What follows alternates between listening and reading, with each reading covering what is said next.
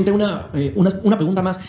Ayer el INEGI sacó una encuesta telefónica en torno al uso del cubrebocas. La mayoría de las personas que usan cubreboca o mascarilla están aquí en la capital del país y no así en algunos estados donde pues permanecen estos repuntes o estos contagios de COVID-19. ¿Usted haría un llamado a la ciudadanía a que ya utilice el cubrebocas o, como lo ha mencionado en conferencias pasadas, pues es un ejercicio de libertad? Yo tengo mi consejero para este tema y para todo lo que tiene que ver con la pandemia. Y aquí está. Es Hugo, a ver.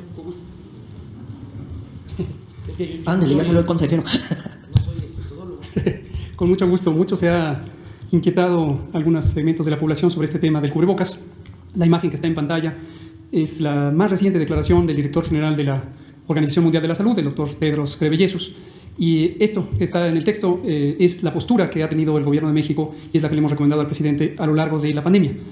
Periódicamente revisamos la información científica en torno al tema de cubrebocas y en un resumen podemos decir lo siguiente, que lo hemos dicho muchas veces, pero con mucho gusto lo volvemos a comentar.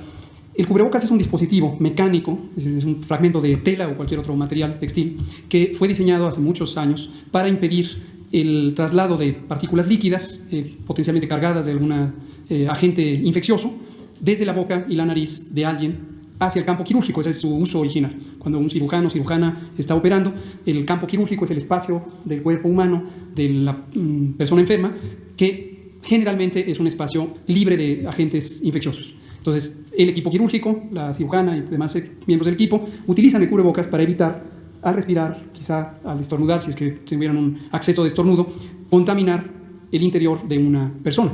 Ese es su uso más conocido. En el resto de la atención de la salud se usa en muchísimas instancias el tener un cubrebocas, con el propósito de evitar que de una persona que utilice cubrebocas se propaguen agentes infecciosos por esta vía. Cuando el cubrebocas se considera como un elemento que podría ayudar a interferir con la transmisión de estos agentes infecciosos, cualquiera que este sea, en este caso desde luego hablamos del COVID o del virus que lo causa, el virus SARS-CoV-2, se pensaría, y es lógico pensar, que si las personas que tienen el virus durante un periodo lo usan, van a impedir el paso del virus a través de las partículas líquidas, gotas, gotículas, aerosoles, a otras personas. Eso tiene poca discusión, no hay controversia. Es un elemento que puede ser de gran utilidad.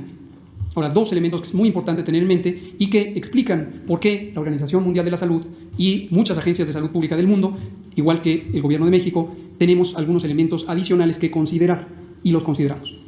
Número uno, el cubrebocas no es una barrera suficientemente eficaz y tampoco efectiva, ahorita voy a hablar de la diferencia de estos dos elementos, para impedir que una persona que no se quiere contagiar sea contagiada, excepto que sea el cubrebocas apropiado. En una guía de control de infecciones, de la que hemos sacado dos versiones y la primera de ellas fue publicada al inicio de la epidemia, en las primeras semanas de marzo, dejamos muy claro que para que el cubrebocas pudiera ayudar de manera importante a evitar ser contagiado, tendría que ser un cubrebocas de 3 capas, un tricapa. Pero aún así, no evita que a través de los ojos se pueda ingresar el virus SARS-CoV-2. Tendría que usarse una mascarilla, unos gogles, o posiblemente estas mascarillas de acrílico. Las gafas convencionales que usamos, quienes tenemos un trastorno de refracción, no son tampoco un mecanismo de protección. Entonces, ¿por qué es importante esto? Porque la falsa sensación de seguridad, la llamamos falsa cuando no corresponde con la realidad de protección, podría tener como consecuencia que personas se confiaran en este aspecto y dejaran de ser cuidadosas y cuidadosos de los demás mecanismos de protección. Y regreso a lo que ayer, tan solo ayer, volvió a decir el doctor Tedros Ghebreyesus, y que está en su pantalla, con esta reflexión que dice, no podría ser más claro en poner énfasis en que el cubrebocas, junto con otras medidas, es como puede ser útil, no por sí mismo. Pero en una sola palabra. Déjenme nomás decirle la última. ¿Mande usted? Sí, lo ha estado diciendo periódicamente. El otro elemento, y lo dijo ayer, este tuit efectivamente es de fechas previas, lo volvió a decir ayer, lo ha dicho muchas veces, lo hemos dicho nosotros. Entonces, no hay ninguna resistencia al cubrebocas. Es muy importante que en la conciencia del público no se confunda como si hubiera bandos, los favorecedores del cubrebocas, los enemigos del cubrebocas.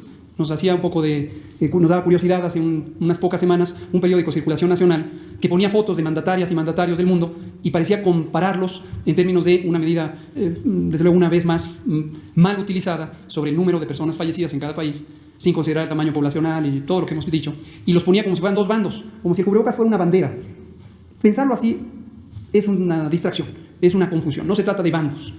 Entonces, el otro elemento muy importante y qué es la diferencia entre los estudios experimentales que podrían demostrar que el cubrebocas efectivamente interfiere con la salida del virus, pero ya dijimos de menor utilidad es como protección, a menos que sea un cubrebocas tricapa o superior en su filtrado. El otro elemento es cómo se usa. No es lo mismo tener un equipo quirúrgico, un grupo humano que ha sido entrenado desde que estudia medicina o enfermería u otras profesiones de la salud para usarlo, y entonces en el entrenamiento uno se forma para estar consciente que durante un periodo de tiempo debe cuidar el cubrebocas, no se debe tocar la cara, no lo debe mover. Y una cirugía, por larga que sea, en promedio duran 2 horas. Hay cirugías muy largas, por supuesto, pero 2 horas, 3 horas quizá. Durante ese tiempo, el equipo quirúrgico sabe que no se puede tocar la cara. Y aún así, a veces ocurren accidentes. Y entonces el cirujano está operando y de repente se tocó la cara. Y parte del equipo quirúrgico vigila si ocurre un accidente como ese y le dice, doctora, se tocó la cara. Doctor, tiene que cambiarse de guantes. Y ocurre. Esto es algo que sabemos que ocurre. Si consideramos que el uso de cubrebocas ahora no es en una situación como esa, sino es en la vida diaria, tendríamos que pensar que la gran mayoría de las personas pueden resistir largo tiempo con el cubrebocas.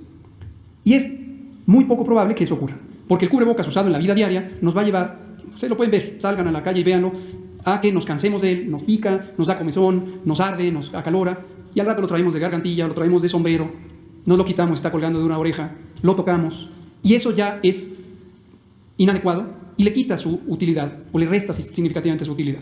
Entonces, por eso, en concreto, la recomendación que damos, la repetimos nuevamente, es el cubrebocas es un auxiliar, es un complemento, junto con la sana distancia, lavarse las manos, quedarse en casa si tienen síntomas, proteger el estornudo. Por ejemplo, no por tener cubrebocas puede usar las manos para proteger el estornudo, o no usar nada. Con cubrebocas, achú, protejo mi estornudo. Y por eso la recomendación es usarlo en los espacios cerrados donde no puedo hacer eso. El transporte público, salones muy pequeños, etc. Así como estoy, como está el presidente hace un ratito, como estamos en este foro de las mañaneras o las sesiones vespertinas, la contribución que pudiéramos hacer a los contagios es significativamente pequeña. Entonces el gobierno federal nunca lo va a convertir en una obligación, aunque los gobiernos estatales lo hagan. Esto que dice, y si me permite un minuto más, presidente, esto es también muy importante. Gracias por preguntarlo. Lo hemos dicho también muchas veces.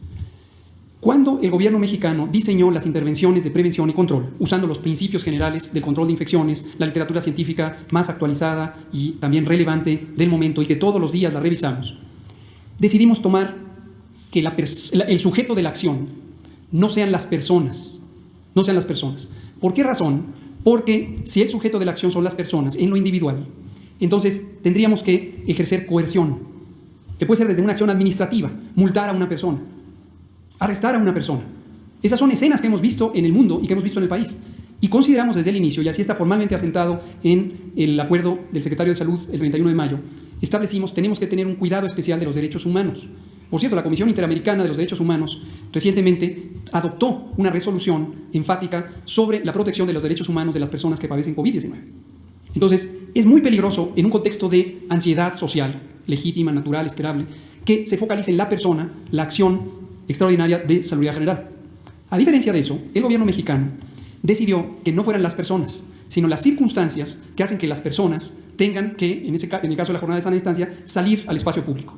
¿Cuáles son esas circunstancias? Trabajo, escuela y, en general, vida pública. Y recordarán que eso lo dijimos una y otra vez y sigue siendo el planteamiento. Si suspendemos temporalmente trabajo, si suspendemos temporalmente escuelas, como siguen suspendidas, si se suspenden los espacios públicos, entonces no necesitamos ejercer coerción sobre las personas. Pero con las personas, con el conjunto de la sociedad, sí podemos utilizar la persuasión, el convencimiento. Y por eso hemos agradecido múltiples veces y felicitado al pueblo de México, porque está demostrado con evidencia que hemos logrado reducciones de la movilidad pública semejantes a las que lograron otros países, incluyendo los países europeos, que sí ejercieron la coerción del Estado. Y es simplemente porque las personas, por convencimiento, y esperamos que en parte por tener información y no desinformación, se persuadieron de protegerse a sí mismas y proteger a su comunidad. Entonces el cubrebocas, insisto, no tenemos nada en contra del cubrebocas, la evidencia científica muestra que puede ser un auxiliar.